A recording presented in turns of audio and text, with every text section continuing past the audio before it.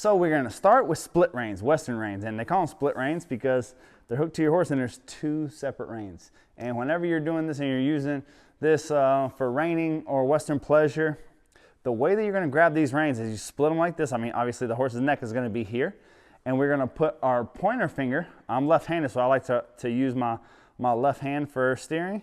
So I'm going to put my pointer finger in between the 2 reins, and I'm going to grab with my middle finger and my thumb. And this is how I'm going to hold right behind the horse's neck. And then my slap goes to whatever side of hand that I'm using. So if I'm right-handed, put it to my right side. I'm left-handed, it goes to my left side. Now, whenever you're using this style of reining or for anything else, this is the only hand that can touch.